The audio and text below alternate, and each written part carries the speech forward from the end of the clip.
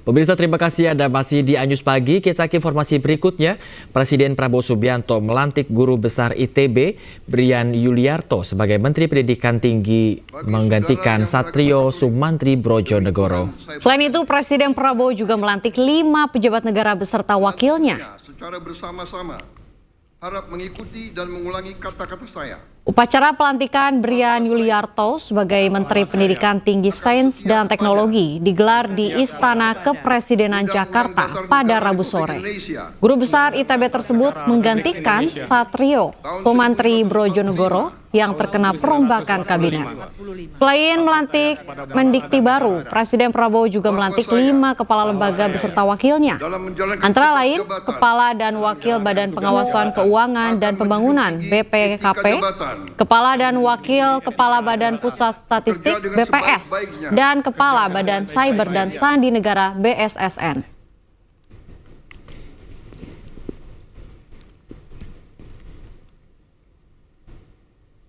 Presiden Prabowo Subianto resmi melantik Brian Yuliarto sebagai Menteri Pendidikan Tinggi, Sains dan Teknologi atau Mendikti Saintek pada reshuffle kabinet pertama. Guru Besar Institut Teknologi Bandung itu menggantikan Satrio Sumantri Brojonegoro, pemirsa.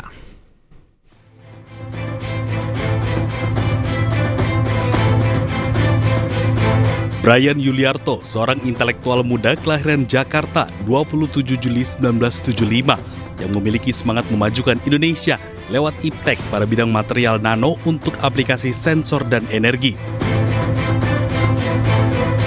Dalam dunia pendidikan, pada tahun 2024, Brian lulus Universitas Pertahanan dan Kementerian Pertahanan RI. Di tahun 2005, ia menyelesaikan pendidikan S3 di University of Tokyo, Jepang. Sedangkan di tahun 2002, ia menyelesaikan pendidikan S2 di University of Tokyo.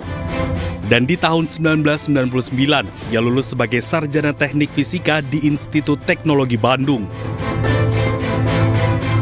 Adapun pengalaman kerja yang pernah diraih Brian Yuliarto yakni Wakil Rektor Bidang Riset dan Inovasi di ITB tahun 2025 hingga 2029. Lalu di tahun 2020-2025, Dekan Fakultas Teknologi Industri ITB, kemudian menjadi Visiting Professor University of Tsukuba di tahun 2021 hingga sekarang. Di tahun 2018 hingga 2020, ia menjadi Kepala Pusat Peneliti Nanoscience dan Nanoteknologi ITB. Dan di tahun 2005-2006, ia sempat menjadi peneliti Postdoctoral Advanced Industrial Science and Technology Japan. Sementara prestasi yang diraihnya terdiri dari Habibie Prize 2024 bidang rekayasa, lalu meraih Top 1 Researcher Nanoscience and Nanotechnology Indonesia at Scientific Stanford University 2022-2024. Kemudian di tahun 2021 meraih peneliti terbaik ITB dan meraih dosen berprestasi bidang sains dan teknologi akademisi berprestasi 2017 di ITB.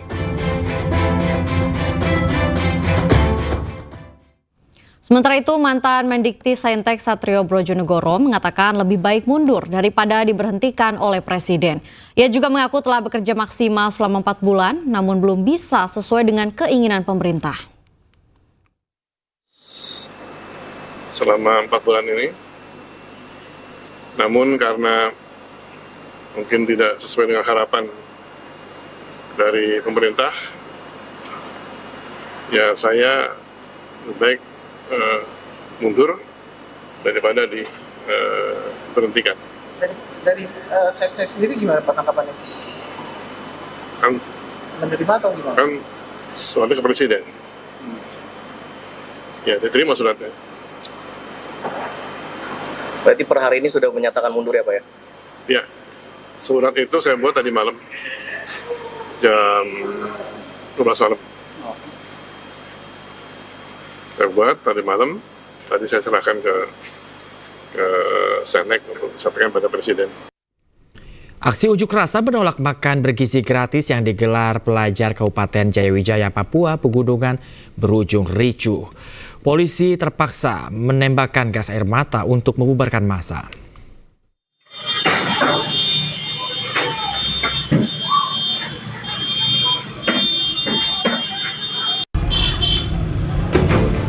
Aksi unjuk rasa menolak makan bergizi gratis yang diikuti ribuan pelajar SMP dan SMA dari berbagai sekolah di Wamena, Kabupaten Jayapura, Papua Pegunungan berujung ricuh. Polisi pun menembakkan gas air mata untuk membubarkan massa.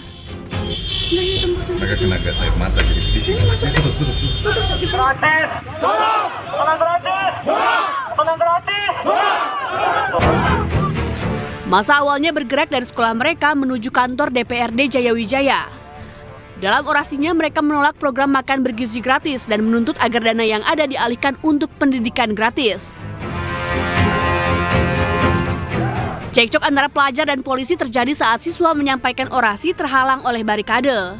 Namun usai adanya negosiasi, para siswa bisa berorasi ke kantor DPRD Jayawijaya dan kantor Gubernur Papua Pegunungan dengan pengawalan aparat keamanan. Wakil Presiden RI Gibran Rakabuming Raka menanggapi aksi unjuk rasa menolak makan bergizi gratis. Menurutnya, MBG sangat penting dan pemerintah akan terus mengevaluasi pelaksanaannya agar menjadi lebih baik.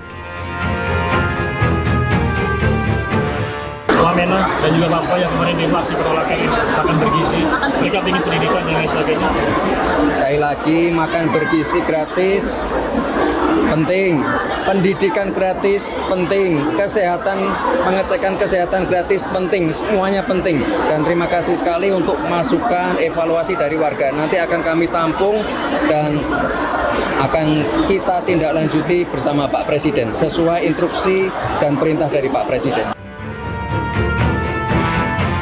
Program makan bergizi gratis menjadi program utama pemerintahan Prabowo Gibran. Program ini diharapkan bisa memenuhi peningkatan kualitas gizi masyarakat Indonesia. Tim Liputan, iNews melaporkan. Massa yang tergabung dari mahasiswa mendatangi gedung DPRD Jawa Timur menuntut agar program makan bergizi gratis dievaluasi. Sementara di Jakarta, massa mendatangi gedung DPR RI mendesak agar penegakan hukum di Indonesia dilakukan transparan. Apa namanya aturan Presiden, instruksi Presiden nomor 1 tentang efisiensi perbelanjaan APBN dan APBN. Ratusan mahasiswa Universitas Brawijaya Kediri, Jawa Timur berunjuk rasa di depan gedung DPRD. Mereka menuntut agar pemerintah melakukan evaluasi serta peninjauan ulang terkait program makan bergizi gratis karena terlihat belum adanya kesiapan yang matang dan memberatkan anggaran. Mereka juga melakukan aksi tiarap dan menuntut agar sektor pendidikan dan kesehatan kembali menjadi prioritas dan menolak pemangkasan anggaran pada sektor tersebut. Aksi selesai setelah anggota Dewan menemui massa. Nomor 1 tentang efisiensi perbelanjaan yang dimana untuk APBD dan APBN, yang dimana masa keberatan karena sejauh ini pemotongan anggaran itu tidak tepat sasaran karena banyak proyek-proyek besar yang tidak berguna itu malah nggak diapa-apain, yang dipotong malah dari sektor pendidikan dan kesehatan. Ditambah lagi pada saat ini sektor pendidikan dan sektor kesehatan itu menjadi bukan prioritas, menjadi second prioritas. Sementara itu di Jakarta, massa berunjuk rasa di depan gedung DPR RI. Mereka mendesak agar penyelesaian hukum di Indonesia dilakukan secara adil dan transparan. Massa juga berharap penyelesaian hukum tidak pandang bulu. Mereka juga mengadu ke DPR. Kami ingin menjumpai Ketua Komisi 3 dan MKD terhadap masalah tersebut, di mana kami mau mengadukan posisi hukum kepada Ketua Komisi 3, yang mana di bawah naungan beliau adalah hukum. Jadi kami akan mintakan agar pengawasan terhadap yang kita pilih ini, wakil-wakil dewan kita ini mengawasi suatu masalah hukum ini agar menjadi nggak sumir bagi masyarakat, agar transparan. Aksi digelar dengan damai, namun demikian mereka mengancam akan kerahkan massa lebih besar jika tuntutannya diabaikan. Dari Kediri, Jawa Timur dan Jakarta, Tim Liputan iNews melaporkan. Ramai di media sosial tagar kabur aja dulu sebagai ungkapan kekecewaan terhadap pemerintah. Menanggapi fenomena tersebut, pemerintah menyebut mempersilahkan warga Indonesia merantau. Hashtag apa-apa, masa hashtag kita peduliin. Iya, terakhir dari Kemenlu menyatakan kalau ya nggak masalah itu hak dari setiap warga. Kabur aja lah, jangan balik lagi. Tren tagar kabur aja dulu ramai di media sosial. Tagar ini muncul sebagai ungkapan kekecewaan masyarakat yang mengeluhkan sulitnya mendapat pekerjaan dan penghidupan yang layak di tanah air. Menanggapi fenomena ini, pemerintah buka suara. Wakil Menteri Ketenagakerjaan Emmanuel Ebenezer mengeluarkan pernyataan kontroversial. Wamenaker tak mempersoalkan tagar tersebut dan bahkan mempersilahkan warga negara Indonesia jika ingin bekerja di luar negeri. Kepala Kantor Komunikasi Kepresidenan Hasan Nasbi juga menyampaikan pemerintah mengizinkan warganya merantau ke luar negeri, namun harus memiliki kemampuan yang mumpuni dan memenuhi prosedur yang berlaku. Soal kalau ramai kabur aja dulu bang. Kabur kemana? Ya kan ramai bang, hashtag kabur aja dulu bang. Ya, kalau mau merantau itu bagus. Kalau mau merantau, tapi ingat kalau mau merantau ke luar negeri harus punya skill. Ya, kalau nggak punya skill nanti nggak bisa punya pekerjaan yang baik di luar negeri. Yang kedua, harus taat prosedur supaya apa? Tidak jadi pendatang haram, karena itu bisa bagi masalah juga. Ya. Kalau orang mau merantau, kok boleh dilarang. Oke. Sementara itu, masyarakat meminta pemerintah lebih memperhatikan suara rakyat yang resah dengan kesulitan hidup di tanah air. Fenomena kabur aja dulu menjadi bentuk kekecewaan anak muda akan keadaan Indonesia saat ini, terutama sulitnya mendapatkan penghidupan yang layak.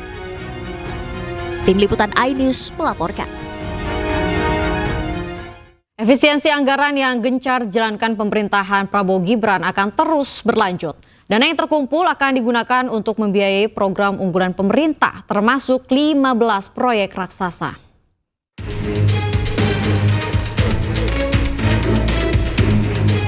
Guna meluncurkan program pemerintah, Presiden Prabowo akan meluncurkan Badan Pengelola Investasi Daya Anagata Nusantara Danantara pada 24 Februari 2025. Danantara akan mengawal 15 mega proyek nasional yang telah disiapkan. Dalam pidatonya di HUT Partai Gerindra, Presiden Prabowo pastikan tidak akan bergantung pada investasi asing.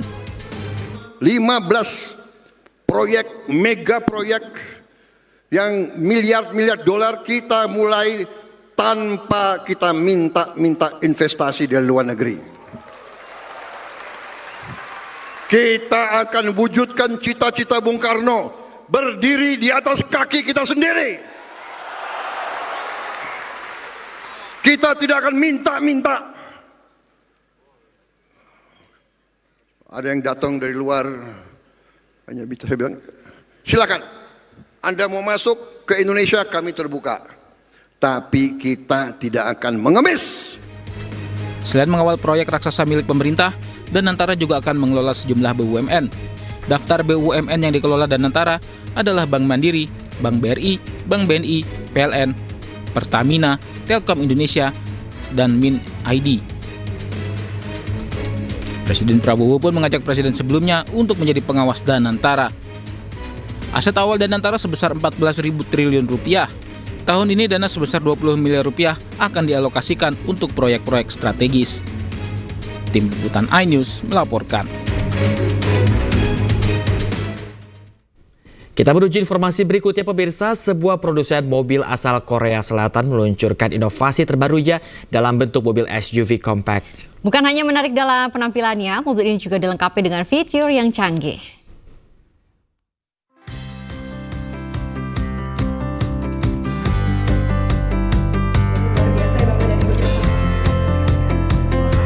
PT Hyundai Motors Indonesia resmi meluncurkan produk terbarunya yaitu Hyundai Venue di ajang Indonesia International Motor Show 2025 yang berlangsung di J-Expo Kebayoran, Jakarta Pusat. Hyundai Venue dirancang dengan desain yang modern menjadikan pilihan ideal bagi yang mengutamakan gaya sekaligus fungsi.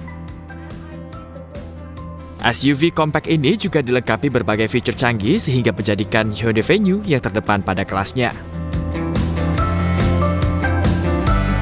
Hyundai gets the best in quality, innovation and service. That's why Venue is the perfect choice for those looking for compact SUV with high performance. Kali ini kita memperkenalkan Venue, dari namanya aja Venue. Jadi itu berarti tempat kan, tempat di mana kita harapkan SUV-nya Hyundai bisa memuncaki performance dari SUV yang sudah ada sekarang ini. Dibanderol dengan harga Rp340 juta, Yode Venue hadir dalam 6 pilihan warna yang menjadikan tampilan Yode Venue semakin dinamis. Dari Jakarta, Rian Rahman, iNews melaporkan. Ya, pemirsa, salah satu bank swasta ternama di Indonesia menyalurkan bantuan sosial di sektor pendidikan bagi anak-anak usia dini hingga remaja di wilayah Kabupaten Bekasi, Jawa Barat. Ya, bantuan berupa buku dan permainan interaktif ini sebagai bentuk dukungan untuk menciptakan masa depan anak yang lebih cerah.